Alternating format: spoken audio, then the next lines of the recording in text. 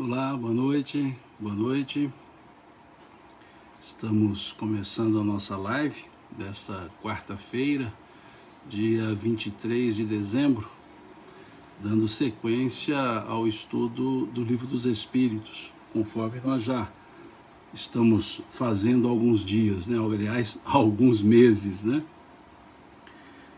Nós estamos estudando, começando agora, o capítulo 6 do livro segundo, do Livro dos Espíritos, que é o tópico a vida espiritual. E nós vamos conversar hoje sobre o item espíritos errantes, ou seja, espíritos na erraticidade.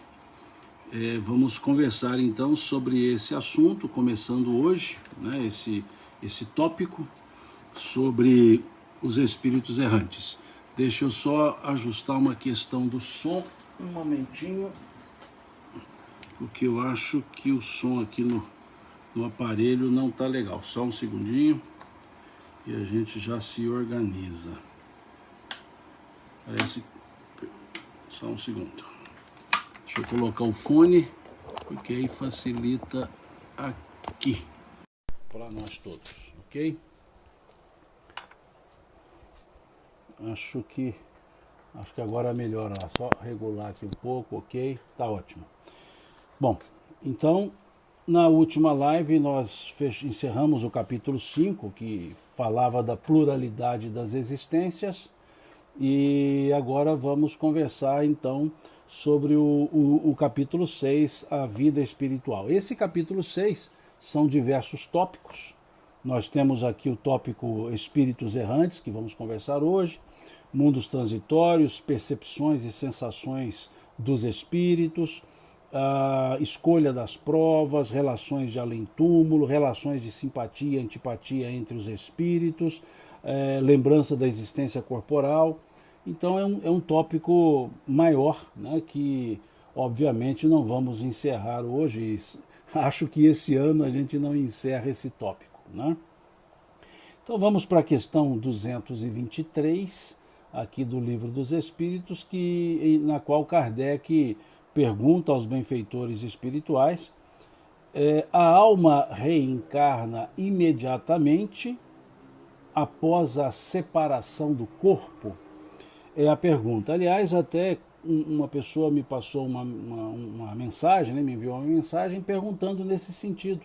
E eu até citei que olhasse a questão 223. Aqui Kardec está fazendo, nós temos que lembrar que acabamos de estudar o capítulo anterior, o capítulo 5, que fala da pluralidade das existências. E Kardec, então, aqui ele propõe a pergunta aos benfeitores espirituais se a reencarnação seria imediatamente, por assim dizer, ao desencarne. Então ele pergunta: a alma reencarna imediatamente após a separação do corpo? E os espíritos respondem: algumas vezes, vejamos a resposta, algumas vezes reencarna imediatamente, mas na maioria das vezes só depois de intervalos mais ou menos longos. Então aqui os espíritos nos colocam que algumas vezes reencarnam-se quase que imediatamente. Agora, acrescentam, na maioria das vezes, só depois de um intervalo de tempo mais ou menos longo. E segue, então, a resposta. Nos mundos superiores, a reencarnação é quase imediata. Sendo aí menos grosseira a matéria corporal, o espírito encarnado, goza de quase todas as suas faculdades de espírito. Seu estado normal é dos vossos lúcidos sonâmbulos. Vejamos, aqui nós temos alguns elementos nessa resposta. O primeiro ponto, o primeiro elemento dessa resposta é em relação ao intervalo entre uma encarnação e outra, que os espíritos dizem que, em regra, é mais ou menos longo. Não há uma precisão de tempo para isso. Não há como dizer que são tantos anos, tantas décadas, tantos séculos. Não há como dizer. Tudo dependerá das circunstâncias evolutivas desse espírito, dependerá das condições de provas desse espírito. Então são diversas possibilidades ou diversos elementos que se colocam nesse aspecto do intervalo reencarnatório. Aqui há uma pergunta da Mary: qual a diferença entre reencarnar e ressuscitar? Nós precisaríamos um pouquinho de tempo para explicar isso, né? Mais rapidamente, uma resposta mais rápida, Mary. Reencarnar é a alma que desencarnou, ou seja, houve a morte do corpo, ela foi para o mundo espiritual e vai reencarnar, nascer novamente num outro corpo, em estado de criança, em estado de bebê, e vai crescer normal, ou seja, reencarnar é encarnar de novo. Ressuscitar é voltar à vida depois de morto no mesmo corpo que estava, que é um dogma religioso. É um dogma religioso. Então não são as mesmas coisas. Reencarnar é nascer novamente. Ressuscitar é viver novamente depois de morto o corpo, no mesmo corpo. E isso volto a dizer, é um dogma religioso, é um ponto teológico. Não é o pensamento espírita por óbvio, né? Os espíritos deixam claro que uma vez havendo a morte do corpo, o espírito não mais permanece nesse corpo e não mais consegue voltar para esse corpo, ok? Então sigamos. Nesse sentido, então, do espaço reencarnatório, de uma encarnação e outra, há espíritos que podem reencarnar imediatamente ao desencarne, em curto espaço de tempo. Nesse caso seria a exceção. Não gosto muito de usar a palavra exceção, seria a menor possibilidade, probabilidade, e em regra o tempo é maior, há um tempo maior. Depois os espíritos continuam trabalhando aqui dizendo que nos mundos superiores, naquela escala de mundos, pode até a reencarnação ser mais rápida, porque o estado corporal é menos denso, menos material do que na Terra. Então eles vão trabalhar dizendo que a matéria é menos grosseira. O espírito então goza de quase todas as suas faculdades de espírito.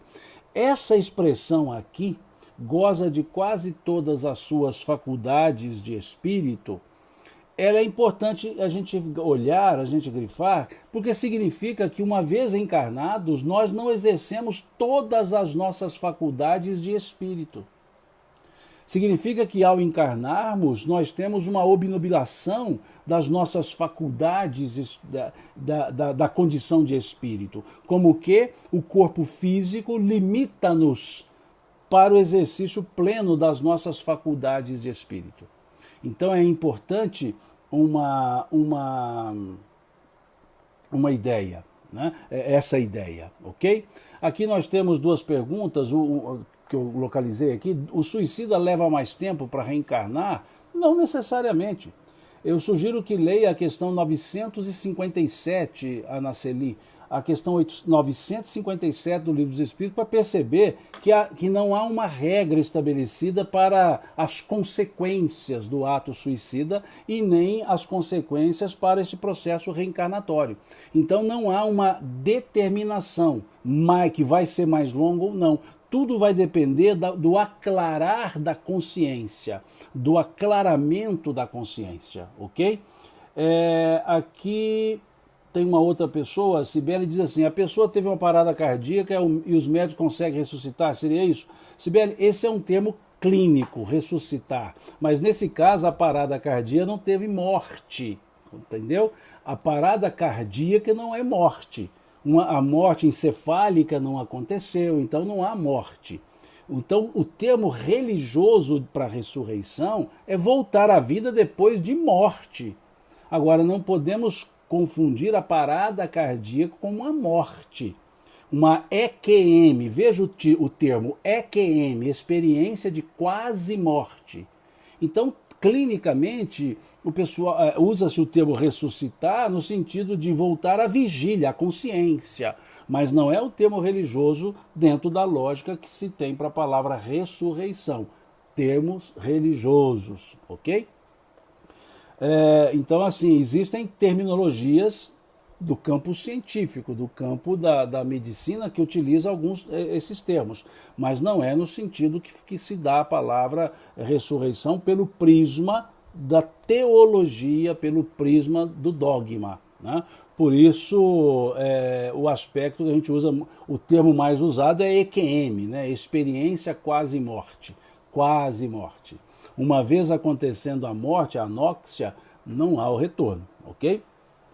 Bom, essa é a questão 223, né? O que fala aqui, então, que o decurso de tempo, o decurso de prazo de uma encarnação a outra, para outra, não é pré-determinado, não é determinado.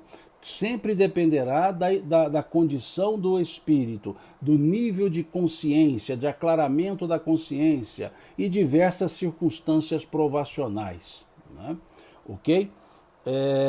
Essa então é a questão 223. Aí vem a questão 224, em que Kardec pergunta aos benfeitores espirituais que se torna a alma no intervalo das encarnações. O que se torna a alma no intervalo das encarnações? Aí os espíritos respondem: espírito errante, que aspira a novo destino, que espera. Então o termo errante, o termo erraticidade, nós veremos numa outra questão aqui, é um termo didático. Por que nós dizemos um termo didático? Porque ele vai significar um certo estado do espírito. Um certo estado do espírito. E ele é didático para poder apenas separar a ideia de viver no mundo espiritual com expectativas reencarnatórias e viver no mundo espiritual como local de permanência. Então, para separar esses dois pontos, por exemplo, espíritos puros vivem no mundo espiritual, então eles não são errantes. Eles vivem no plano espiritual, mas não são errantes. Nós veremos isso aqui na questão 226. Então usa o termo errante, erraticidade, para aqueles casos dos espíritos que ainda têm um processo encarnatório, que ainda virão para a vida material. Então por isso é que usa-se esse termo de estar na erraticidade. Então não é errante no sentido de que erra, não, é o errar no sentido de vagar, né? É o errar no sentido de estar temporariamente em um estado ou no mundo espiritual. Tá? Então por isso que eu digo que o termo errante ele é um termo didático, é uma forma didática que os espíritos utilizaram para diferenciar os espíritos que estão no mundo espiritual, que estão em processos encarnatórios, daqueles que são espíritos puros, que já estão no mundo espiritual. Então eu vou dar um salto para a questão 226, só para deixar isso mais claro, e depois a gente volta. Então vejamos o que diz a questão 226, para mostrar esse aspecto didático. Pode-se dizer que são errantes todos os espíritos que não estão encarnados? Veja uma pergunta. Pode-se dizer que são errantes todos os espíritos que não estão encarnados? E os espíritos respondem: os que devem reencarnar, sim, mas os espíritos puros, os que atingiram a perfeição, não são errantes. Seu estado é definitivo. Então entenderam por que eu disse que é um termo mais didático do que um termo absoluto? Ok? Dá para perceber isso, né? Com essa definição aqui que os espíritos colocam, então, essa distinção que os espíritos colocam nessa questão 226. Né? Nessa questão 226, ok? E aí voltamos à questão 224A, né? Ou seja, o desdobramento da 224. Qual pode ser a duração desses intervalos? Porque disseram os espíritos, na 223, que esse intervalo ele não é definido. Então aqui pergunta-se aos espíritos, qual pode ser a duração desses intervalos? E os espíritos respondem, desde algumas horas até milhares de séculos. Olha que interessante. Esse intervalo entre uma encarnação e outra, esse interregno,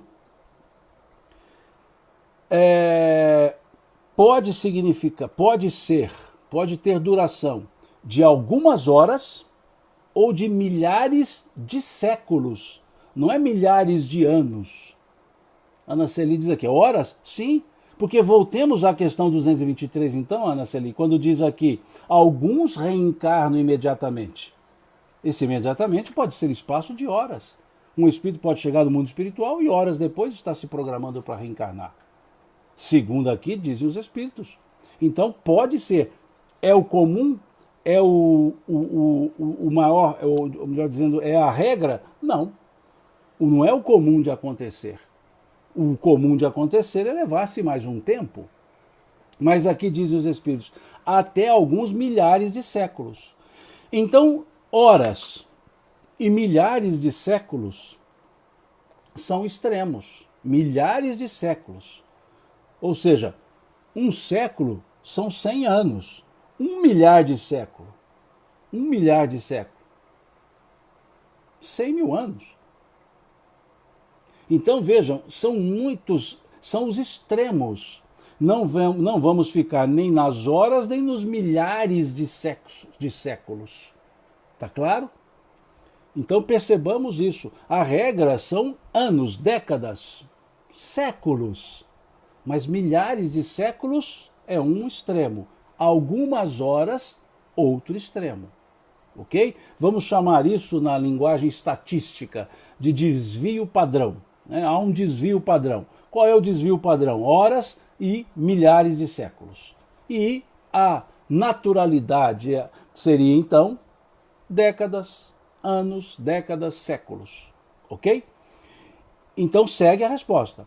De algumas horas a alguns milhares de séculos. Aliás, não há, propriamente falando, um limite extremo estabelecido para o estado errante, que pode prolongar-se por muito tempo, mas que nunca é perpétuo. Cedo ou tarde, o espírito encontra sempre a oportunidade de recomeçar uma existência que sirva à purificação das suas existências anteriores. Então aqui fica claro, pela resposta dos espíritos, que o interregno, o tempo entre uma encarnação e outra, não pode ser determinado ou absolutamente determinado.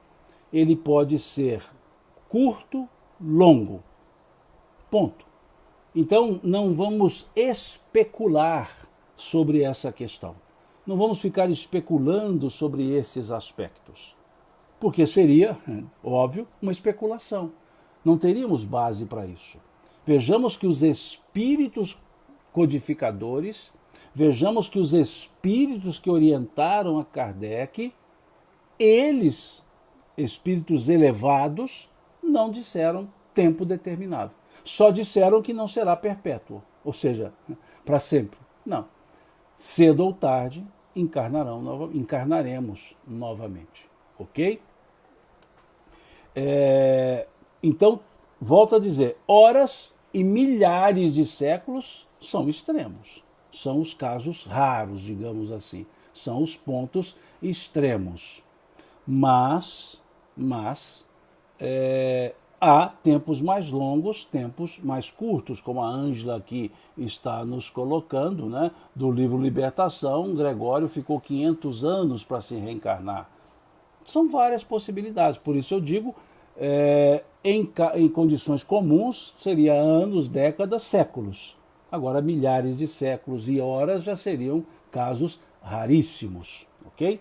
Então, essa seria a ideia, E a Dionísia diz aqui, não há como fugir da reencarnação. É interessante essa sua observação, Dionísia, não há como fugir da reencarnação. Porque é o seguinte, lógico, quando fala não há como fugir, dá a impressão que é uma prisão, uma obrigação no sentido assim doloroso da palavra. Mas não é isso. Não há como fugir, porque não temos como fugir da evolução. Nós evoluiremos. É a questão 116 do Livro dos Espíritos. Na questão 116 do Livro dos Espíritos, diz que todos os espíritos evoluirão. Então, todos evoluiremos. Então, não há como fugir da evolução. E se nós olharmos a questão 132 do Livro dos Espíritos, nós veremos que a encarnação tem finalidade de progresso. Então, se todos evoluiremos cedo ou tarde e a encarnação é o meio para isso, não há como fugir da evolução e, em tese, não há como deixar de encarnar. Mas lembrando que é sempre uma oportunidade a reencarnação e nunca uma punição. Ok? Aí vem a questão 224b. Essa duração está subordinada à vontade do espírito ou lhe pode ser imposta como expiação?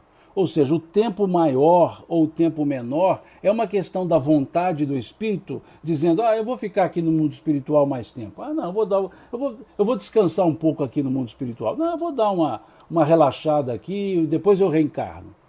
Ou seja, é pela vontade do espírito, ou pode ser imposto, pode ser determinado como uma forma expiatória. Interessante, não é, essa pergunta de Kardec? E aí eles respondem, é uma consequência do livre-arbítrio. Os espíritos sabem perfeitamente o que fazem, mas para alguns é também uma punição imposta por Deus. Outros pedem que ela se prolongue a fim de continuarem os estudos que só podem ser feitos com proveito na condição de espírito livre. É uma resposta belíssima, é uma resposta de tamanha completude que não deixa dúvida. Então, vejam, já começa a resposta dizendo que é uma consequência do livre-arbítrio, em tese. O espírito pode escolher ficar ali mais tempo, mas há casos, diz aqui, que pode ser também uma expiação, aqui eles usam o termo punição, pode ser também, em que sentido? Não há condição de encarnar, não teria proveito reencarnar, ou precisa aguardar para melhorar as suas condições de consciência. E um outro caso, dizem eles aqui, que alguns espíritos pedem para demorar um pouco, para que eles possam estudar mais no mundo espiritual. Para a gente entender essa parte aqui que diz outros pedem que se prolongue a fim de continuarem seus estudos, nós vamos precisar da questão 230 do Livro dos Espíritos. O que diz a questão 230? O espírito progride no estado errante, ou seja, na erraticidade? Ele diz, pode melhorar-se muito, sempre conforme a sua vontade e o seu desejo. Mas só na existência corporal é que põe em prática as novas ideias que adquiriu. Ou seja, no mundo espiritual ele pode aprender coisas que somente como espírito ele poderia aprender, não como encarnado. Então pode acontecer de ficar mais tempo no mundo espiritual, a pedido do espírito, com um propósito. Qual o propósito? Ele aprender um pouco mais, como que se preparando melhor para reencarnar. Agora, há espíritos que nem precisariam reencarnar, mas reencarnam. Esses espíritos que não precisariam reencarnar é uma opção. Veja, é a primeira parte da resposta, a consequência do livre-arbítrio. Resolveu, ele disse, não, prefiro encarnar para desenvolver um trabalho, uma missão. Não é assim, eu não preciso reencarnar, mas eu vou dar uma reencarnadazinha para dar uma espairecida no mundo material. Não, não é assim. Um espírito que não tem por que reencarnar, não tem a obrigação de reencarnar, não tem mais a necessidade, melhor dizendo, de se reencarnar, quando reencarna é por uma escolha missionária. É para desenvolver um trabalho útil. Não, espíritos evoluídos não reencarnam a passeio, reencarnam em missões, reencarnam para desenvolver trabalhos úteis.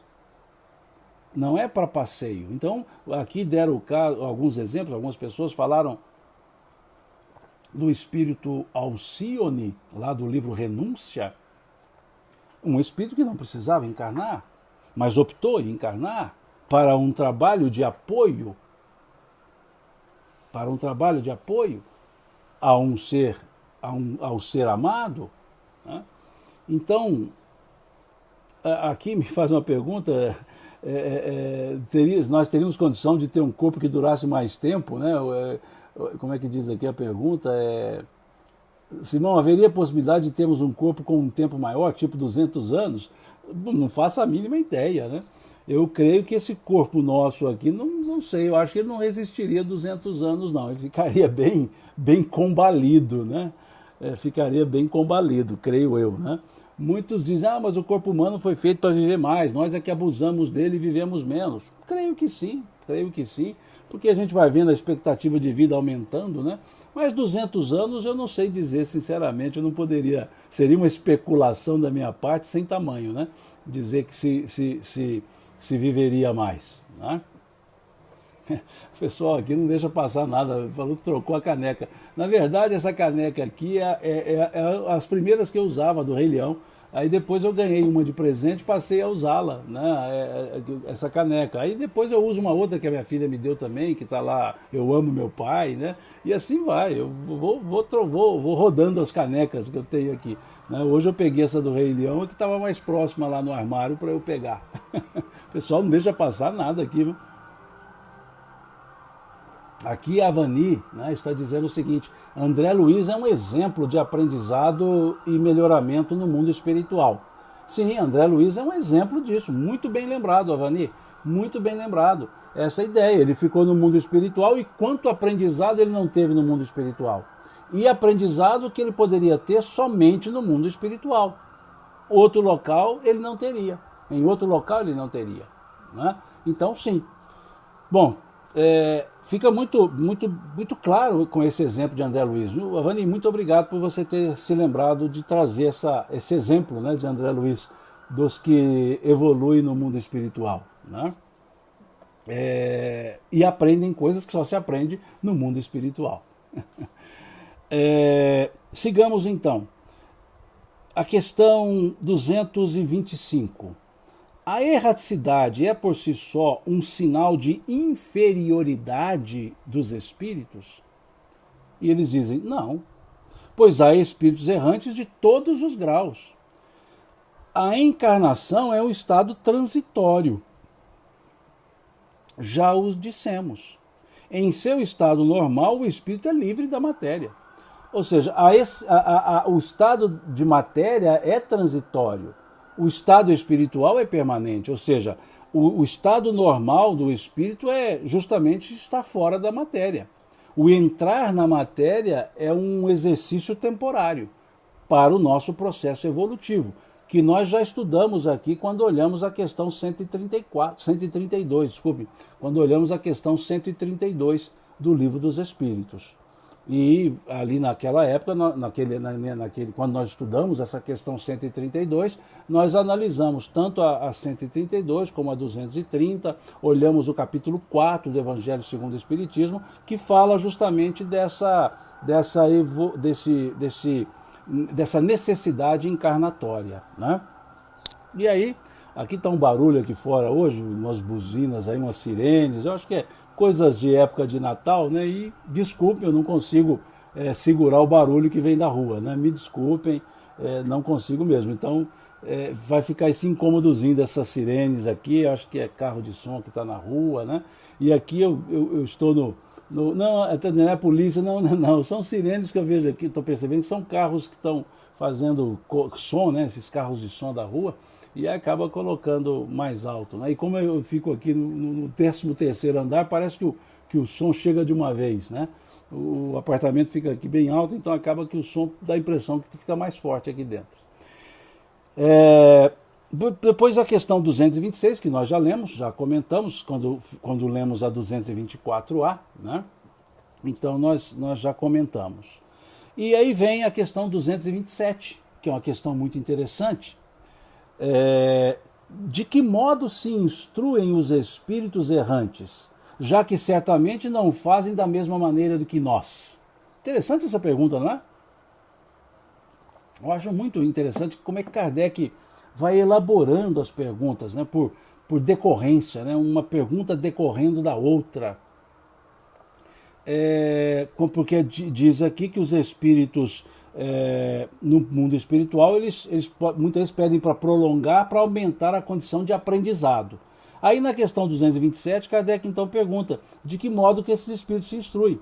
E ele já parte de uma constatação, dizendo, com certeza não é do mesmo jeito que a gente evolui aqui na Terra, que a gente aprende aqui na Terra, enquanto encarnado. Muito legal isso. E aí dizem os espíritos, olha, prestemos atenção nessa resposta. De que modo se instrui os espíritos errantes, já que certamente não o fazem da mesma maneira do que nós? Estudam o seu passado e procuram meios de elevar-se. No mundo espiritual, começa a observar a encarnação anterior, começa a observar as outras encarnações, começa a avaliar a sua história de vida. Vejam, estudam o seu passado e procuram meios de elevar-se. Veem, observam o que passa nos lugares que percorrem, ouvem os discursos dos homens esclarecidos e os conselhos dos espíritos mais elevados que eles.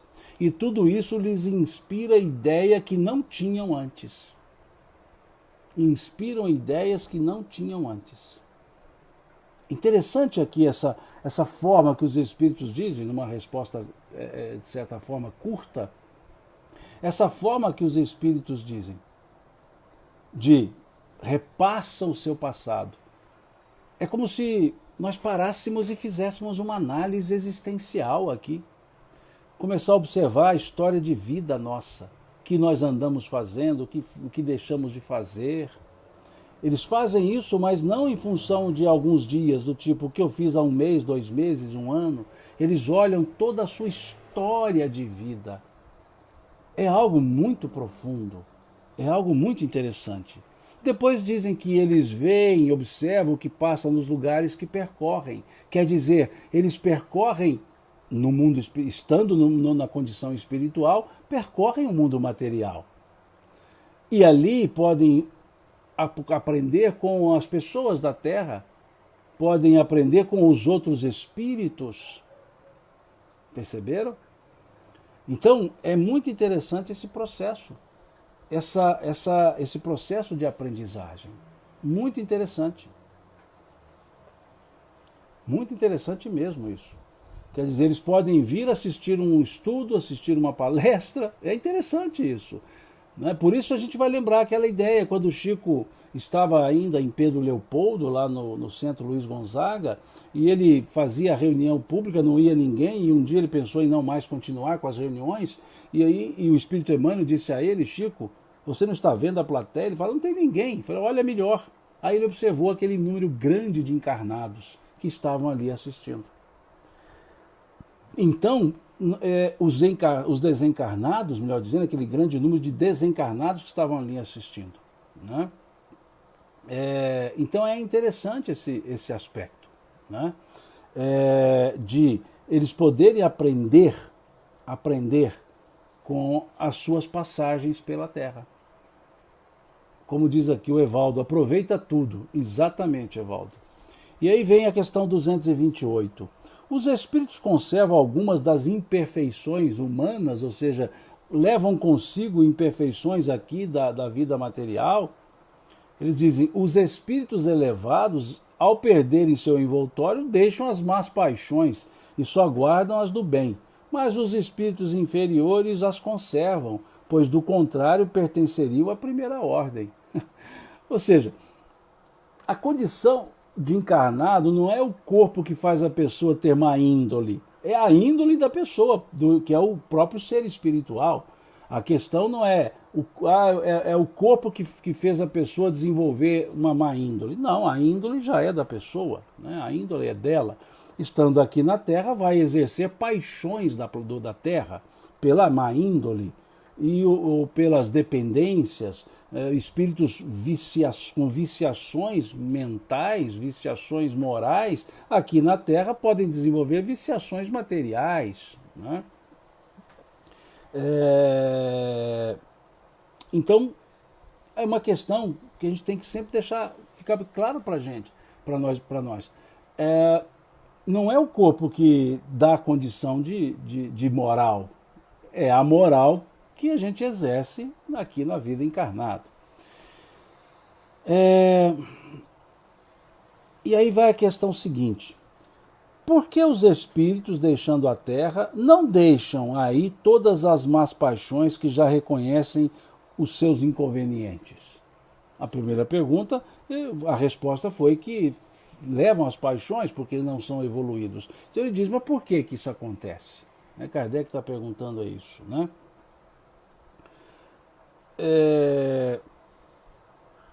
Interessante a pergunta da Mary aqui, interessante. Ela diz assim, como saber se no Evangelho, no lar, tem espíritos desencarnados, bons ou errantes? Esse saber, Mary, não é algo assim cognitivo, né? Por cognição, eu sei, eu não sei. O clima nosso atrai os espíritos. Nós somos ladeados por aqueles com os quais nos sintonizamos. Um culto do lar pressupõe-se um momento de paz, de serenidade, de afinidade que exala energias boas. E ali, em tese, são os espíritos bons que estão. Errantes, alguns podem vir aprender também, podem vir assistir ao culto como um aspecto de aprendizado para eles. Então nós poderemos ter espíritos bons e espíritos errantes no culto do Evangelho. Agora, poderemos ter espíritos não bons?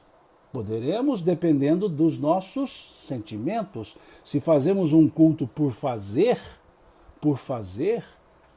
não teremos uma evolução espiritual. Né? Se fazemos um culto pensando em diversas outras coisas, sintonizaremos com os espíritos que também gostam de diversas outras coisas.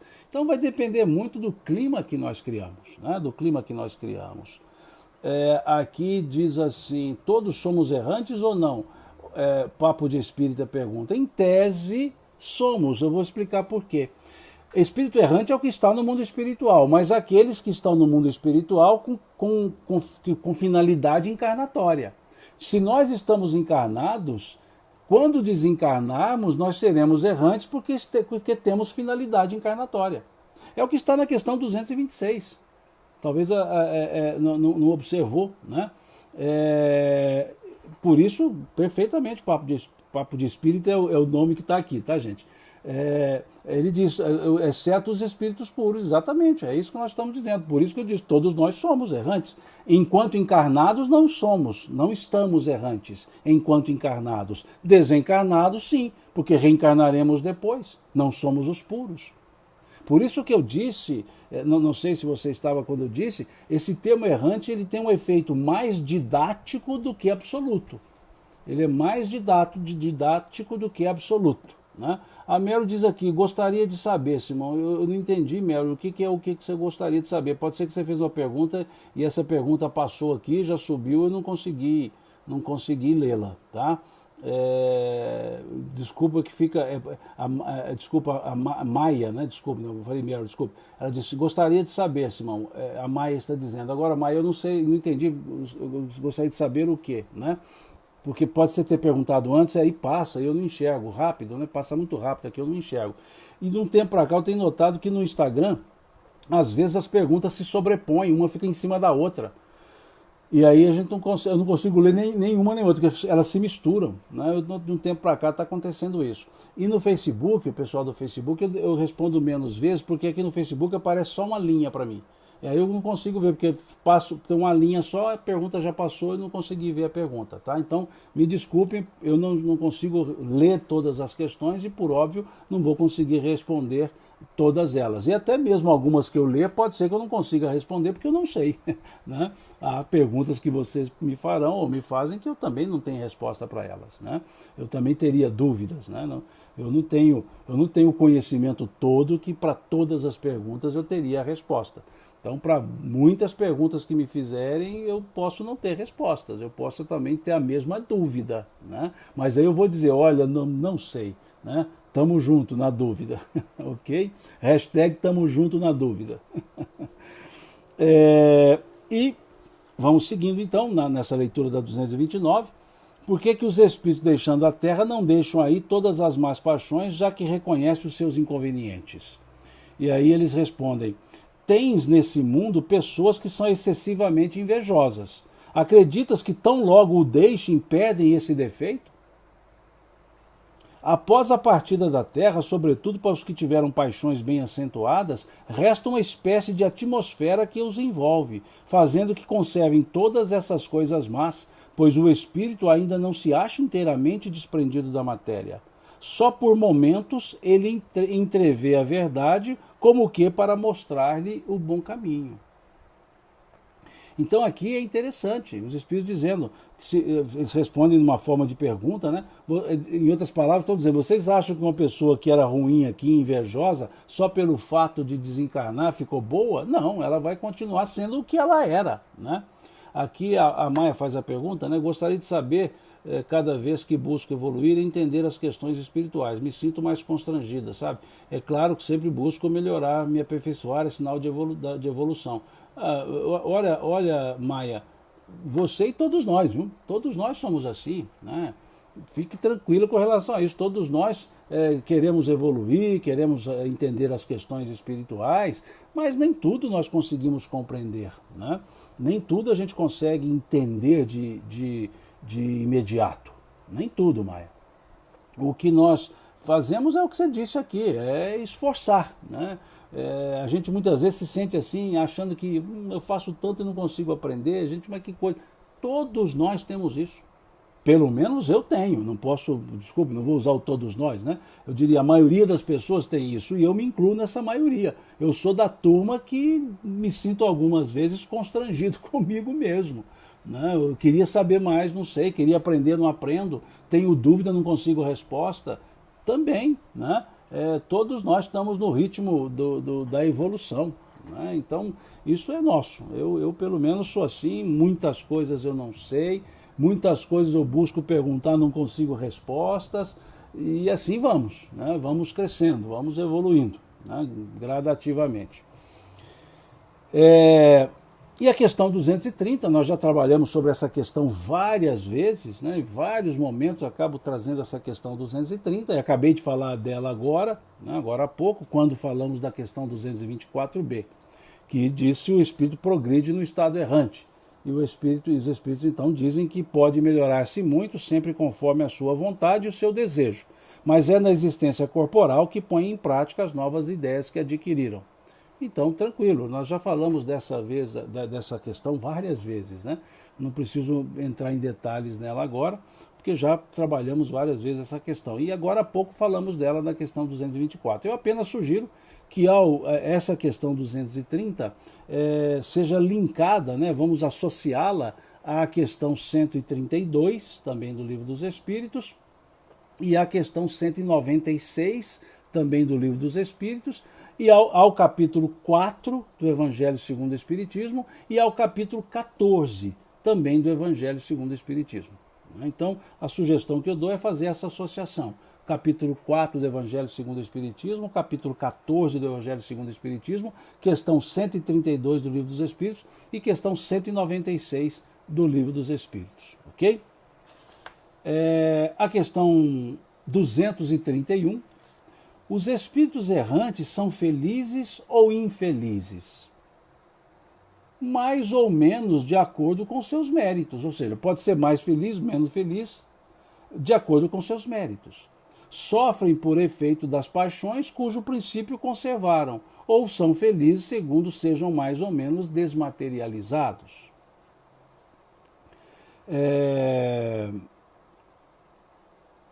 No estado errante, o espírito entrevê o que lhe falta para ser mais feliz, e então procura os meios de alcançá-lo. Mas nem sempre lhe é permitido reencarnar conforme sua vontade, o que constitui para ele uma punição. Isso aqui nos leva à questão 224A, ou melhor dizendo, a 224B. Né? Essa questão 231, eu vou até anotar aqui que eu gosto de fazer isso, ela nos leva à questão 224B. E eu vou até usar aqui na 224B também a 231, né? Como eu sempre faço as anotações. Eles são felizes ou infelizes? É tal qual aqui na Terra. somos felizes ou infelizes em função do nosso grau evolutivo, em função das nossas questões de sentimentos, né? De sentimentos.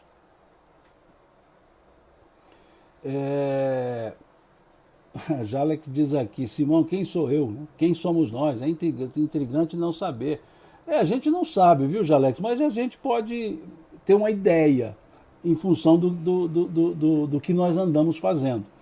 Posso dizer que sou menos ou mais um pouco evoluído em função das minhas condutas, né? E aí, muito legal essa sua observação, Jalex. Eu sugiro a questão 919A do Livro dos Espíritos, 919, né, e 919A do Livro dos Espíritos, que é uma pergunta muito boa. Gostei da sua observação aqui, Jalex ou Jalex P2, né? Boa observação feita aqui, muito boa mesmo. E aí a questão 233.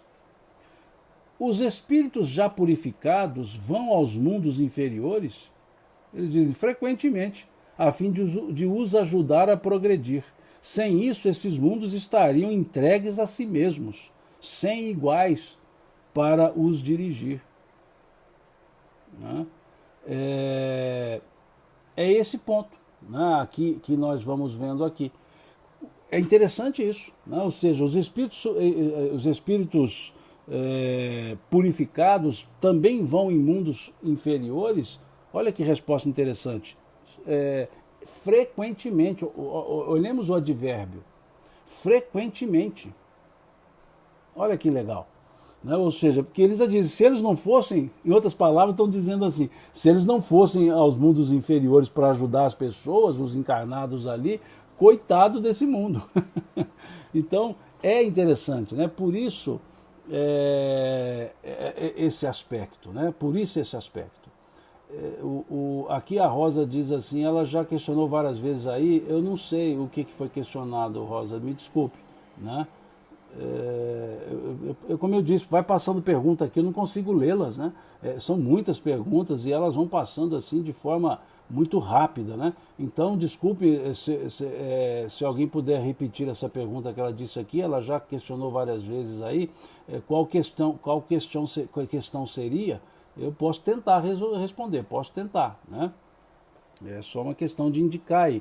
E eu volto a dizer, gente, por favor, é porque fica passando demais, eu não consigo, né? Passa muito rápido, né? E assim a gente encerra o tópico, encerra esse tópico, né?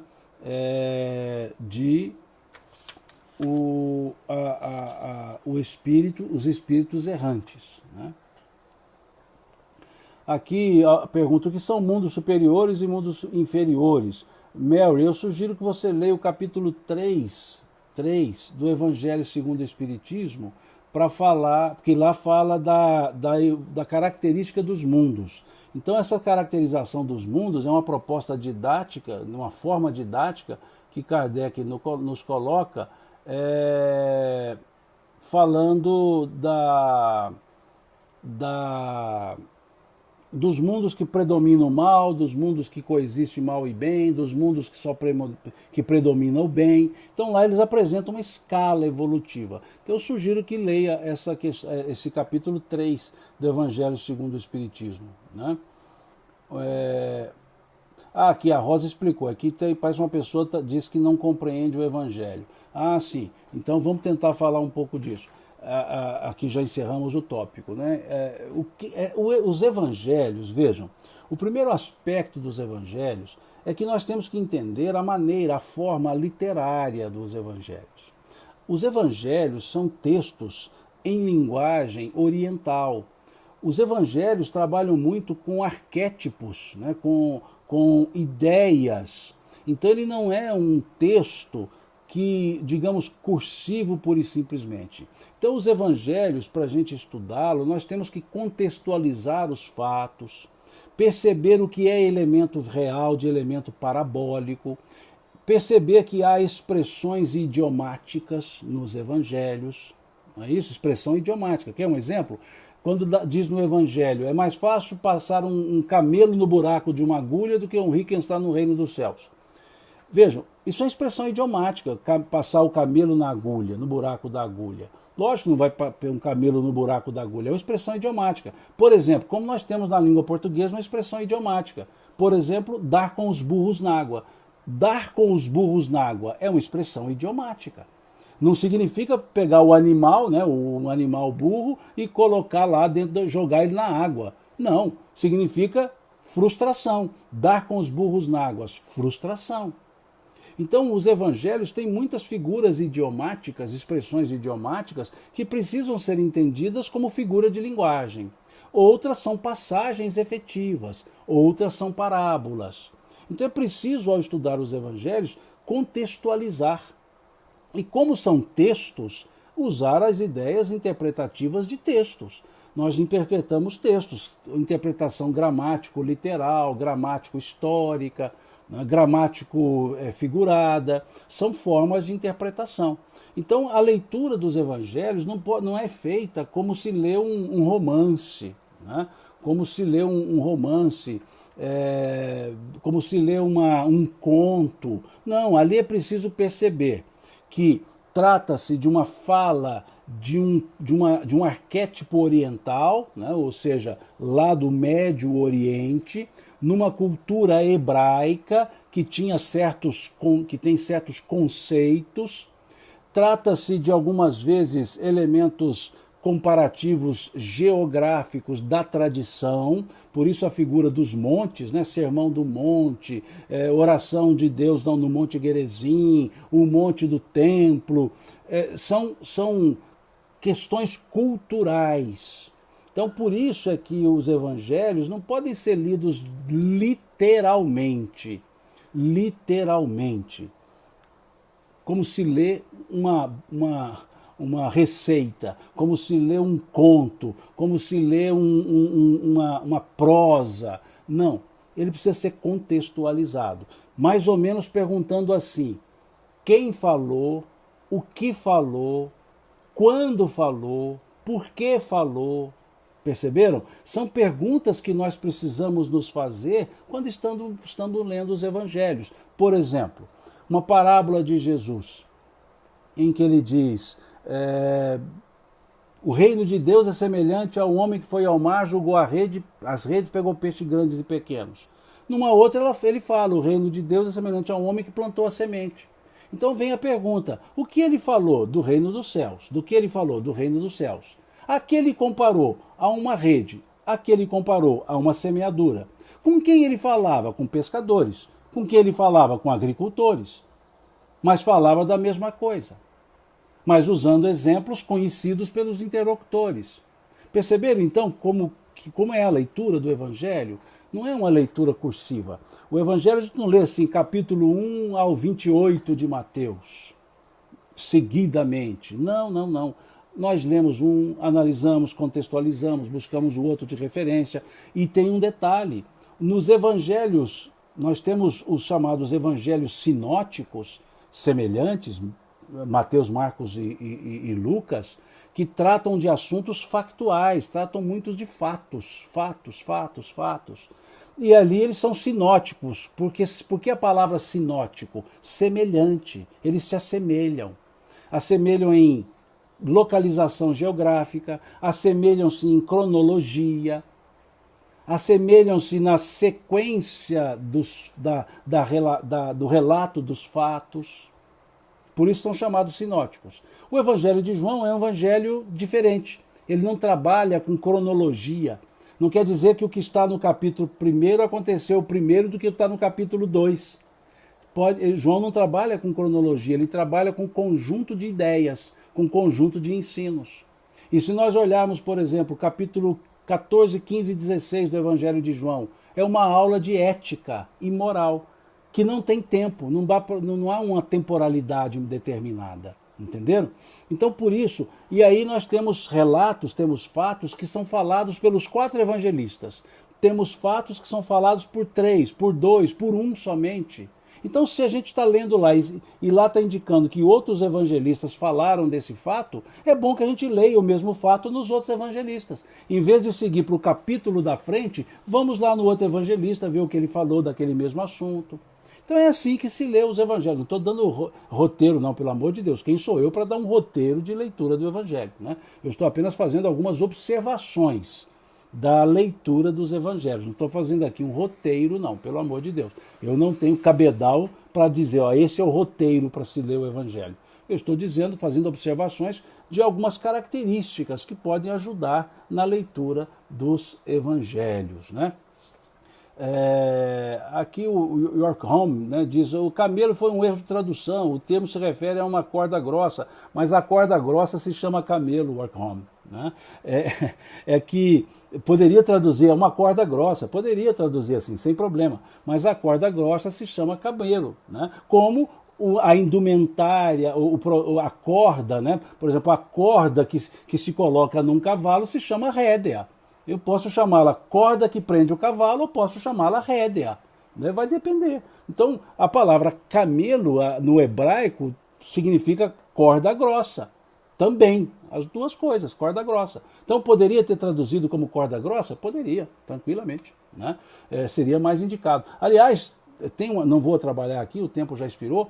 Há uma interpretação muito boa, York Home, né, pelo que eu vi aqui, há uma observação muito interessante do John Davis, que ele faz uma análise muito interessante dessa passagem, explicando que agulha seria o nome dado às torres laterais das cidades muradas. Era onde tinha as casas de alfândega, e eram chamados de agulhas, e as portas eram estreitas, para que os animais carregados não passassem com a carga.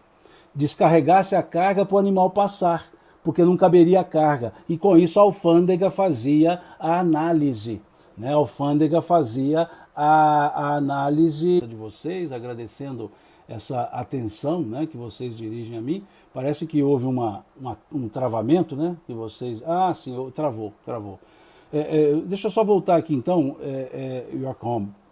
Eu estava dizendo que John Davis tem uma interpretação muito interessante para essa passagem de é mais fácil um camelo passar pelo buraco da agulha do que entrar no reino dos céus. Ele tem uma interpretação muito interessante. Ele dizia que a agulha era o nome que se dava às torres laterais das cidades muradas, e essas torres laterais eram as alfândegas, e que todos os camelos carregados com cargas tinham que passar por essas agulhas, não podiam passar pela porta central. E eram agulhas eram portas tão estreitas que o camelo não passava com a carga.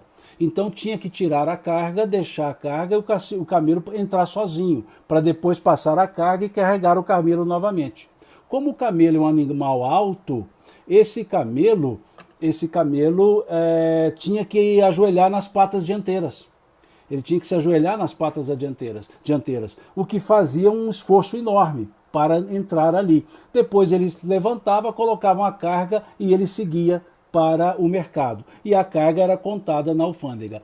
Então, o Davis trabalha com a ideia que essa forma seria, em uma palavra simbólica, uma ideia simbólica de, para entrar, teria que se despojar dos bens materiais, ou seja, a carga fica de fora, os bens materiais, e precisa ser humilde, ajoelhar, a humildade, para poder entrar no reino dos céus. Então ele usa esse simbolismo.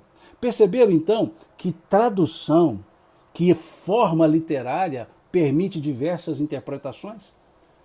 Permitem? Então, se usar a interpretação de que a agulha seria a torre, a palavra camelos foi bem traduzida. Se usar a interpretação que não seria essa, corda grossa seria a melhor tradução. Entenderam? Isso é o que nós chamamos de tradução semântica.